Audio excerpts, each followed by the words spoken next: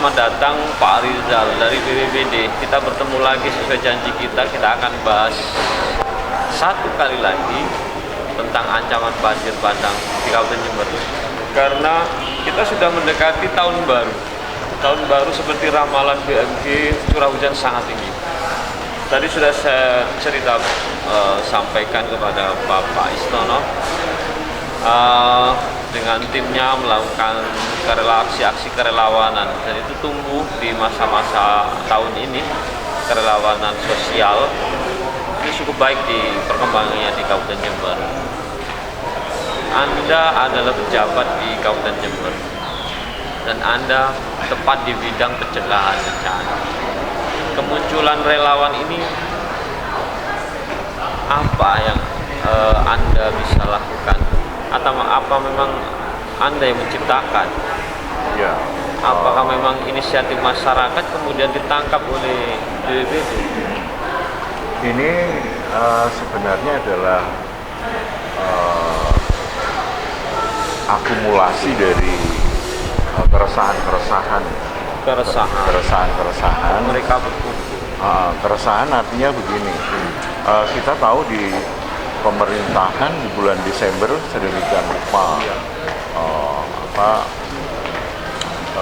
anggaran ya yang harus untuk anggaran begitu di bulan sekarang tahun 2016. Itu pertama. Yang kedua, luasnya ancaman. Luasnya ancaman apa banyaknya ancaman?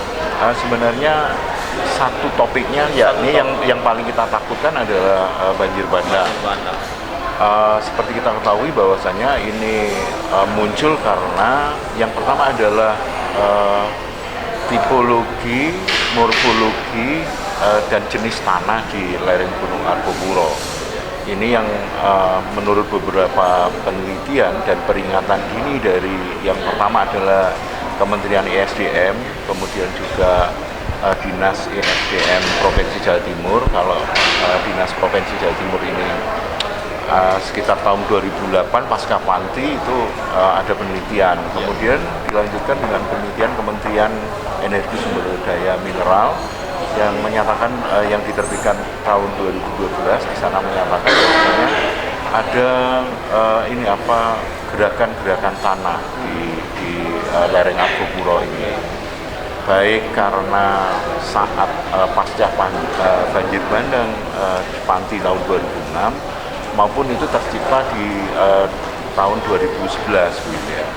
Hal-hal itulah yang kemudian keretakan tanah ini menjadi lebih khawatir lagi ketika peringatan dini dari BMKG bahwasanya curah hujan mulai November, kemudian Desember dan besok Januari ini terus meningkat, mulai dari 300-400 di November, 400-500 di bulan Desember, dan nanti bisa 500 lebih di Januari. Ini sesuai janji Anda di dialog pertama bahwa akan menyambut para relawan, termasuk juga ingin menumbuhkan responsitas daya respon masyarakat terhadap kepedulian terhadap bencana. Karena sudah merasa berhasil, kita masih panjang. Kita masih panjang. Meskipun letih itu lebih dulu menghampiri. Iya. Tapi bagaimanapun sekali lagi energi itu bukan dari apa-apa kecuali dari energi kemanusiaan tadi. Itu yang saya yakin dari awal pemerintah sudah menyatakan ada lambang segitiga biru di dalamnya, di lambang kita, bahwasanya tidak mungkin kebencanaan ini hanya menjadi urusan pemerintah karena pasti tidak mampu. Dan itu di undang-undang dan di Undang-Undang 24 2007, kemudian PP 21 2008 demikian. Oleh karena itu harus ada inovasi yang paling tidak menyentuh masyarakat. Kami yakin bahwasanya ada satu energi masyarakat yang kita yakin pasti ada, ini ingin membantu sesama. Ya. Ini tadi kita fokus kepada satu titik untuk bisa mewarning masyarakat di sekitar dan di seputaran lereng Kali Jombo perkebunan, karena faktanya sudah ada retakan dan fokus ke arah di sana. Kita fokuskan untuk membahas masalah itu. Seberapa jauh potensi itu masih mengancam untuk terjadinya longsor dari analisa BMKG dan segala macam. Yang jelas tadi peta keretakan tanah udah jelas dari ESDM. Ada beberapa titik retakan. Ada bukti empiris dari penelitian pasca Panti itu juga banyak sekali. Teman-teman ITB, teman-teman ITS yang mengukur sejauh mana lapisan tanah yang paling atas. Ini yang kemudian menjadi keyakinan BPBD bahwasanya ini potensi ancamannya cukup sangat serius. Sangat serius. Oleh karena itu, secara empiris kemarin dinyatakan oleh Pak Johan dari ADM Perhutani juga ada beberapa titik. Beliau juga sama dengan saya, referensinya adalah beberapa penelitian itu menyatakan ada sekian titik. Oleh karena itu, yang menjadi penting sekarang adalah bagaimana apa yang harus kita lakukan. Ya. Itulah yang kemudian kita punya apa dulu gitu ya. Kita pertanyakan seperti itu, dan itu saya sampaikan kepada beberapa teman yang saya melihat konsen terhadap kebencanaannya jelas. Dan ini mendapat tanggapan positif karena memang mereka punya sedikit wawasan tentang itu. Ya. Perhutani kemarin melakukan apa? Perhutani memberikan informasi. Di antaranya para karyawan dan pekerjanya di lapangan. Tentu saja kita akan undang Perhutani untuk bicara panjang tentang wilayah-wilayahnya yang juga menjadi titik ancaman bencana. Tetapi kita sudah sampaikan di awal tadi, Pak Istono, Anda memulai kemudian gelisah dengan persoalan kerelawanan terhadap kondisi situasi bencana. Apa yang tersulit bagi Anda untuk bisa memahamkan masyarakat? Mereka sadar bahwa ini potensi bencana. Kesulitan apa? Yang paling sulit itu adalah bagaimana membahasakan PRB atau pengurangan risiko bencana dalam bahasa mereka, bahasa yang kultural, kayak gitu loh. Seperti begini, jadi ada orang tua yang mereka bicara pada anak-anaknya, pada cucu-cucunya, kamu kalau waktunya maghrib jangan keluar, apalagi keluar sudah di dalam rumah saja.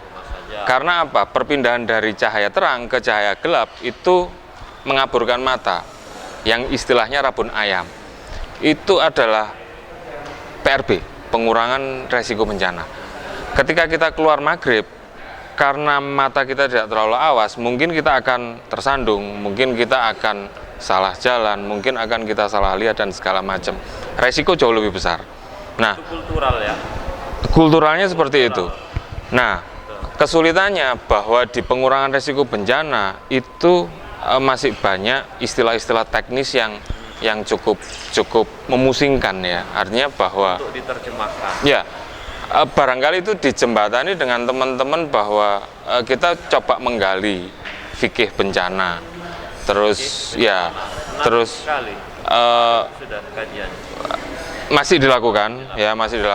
Jadi kita masih butuh ngobrol dengan banyak orang-orang ahli fikih yang dia bisa menjelaskan, dan kemudian dia juga bisa berdiskusi dengan kita. Terus yang kedua, kita coba menggali kearifan lokal. Bagaimana di Kali Jompo itu ada Bu Titis sama Pak Titis, itu dia bisa bercerita tentang kesejarahan Kali Jompo. Kapan dia besar, kapan dia mengalami bandang dan segala macam, dan dia bisa menceritakan secara kronologis. Apakah secara faktual Kali Jompo menyempit?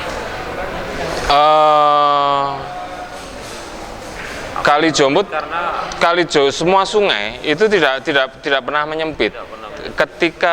Ketika air debitnya kecil, dia akan kecil. Tapi badan jalan bisa dilihat, badan sungai itu bisa dilihat sebetulnya.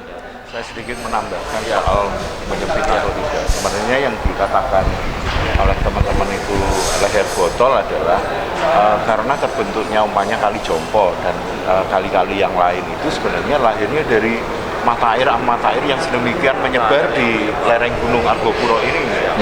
Oleh karena itu yang membahayakan sebenarnya adalah bagaimana tanah yang rentan gerakan atau longsor ini kemudian membendung menjadi bendung alami di sungai-sungai ini, yang kemudian pada waktu tertentu ini akan tidak kuat menahan volume air yang kemudian menjadi besar akibat bendungan itu.